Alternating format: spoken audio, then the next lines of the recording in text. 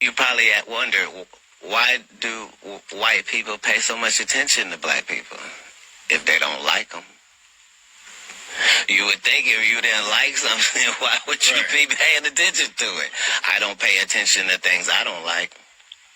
What's the answer? The answer is the liar knows what lie he told. You see what I'm saying? So even if I made it deceitful and I made you think that the answer is over here, but the answer is really over here, I'm still going to be looking over here. Me, the one that tricked, because I know this is the right answer. Black people have lost their identity, but our oppressors have not lost our identity.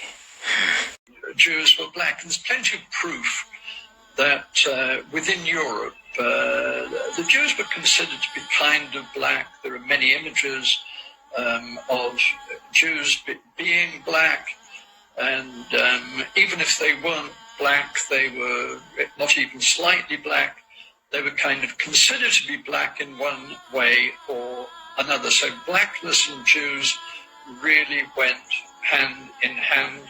If you read his work, or if you read my work, and particularly if you read this new book, you will see the multitude of examples of it.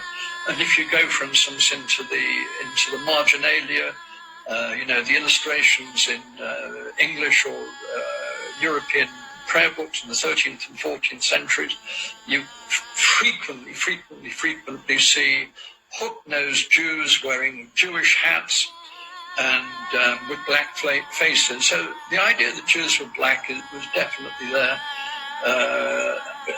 before the Enlightenment period. And so let's go to the slides now.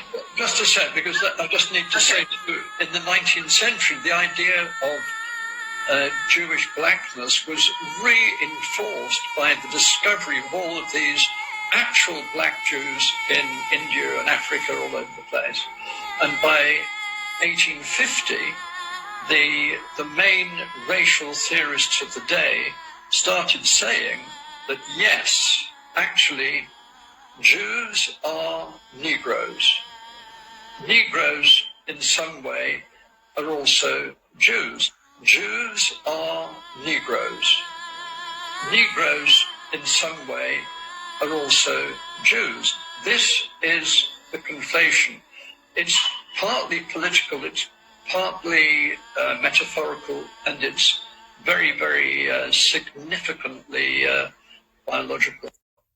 You will see there's got a lot of evidence produced for black Jewish communities in different parts of West Africa, which are not sort of based upon a particular reading of tribal history, let's put it like that, but are based on fairly hard historical fact. And this hard historical fact is the expulsion of the Jews from Spain and from Portugal at the end of the 15th century, subsequent to which a lot of Jews settled, first of all, in northwest Africa, places like Senegal, in the islands, which I'm sure you know about, Saint Tomé and Principe. Yes, sir. Principally.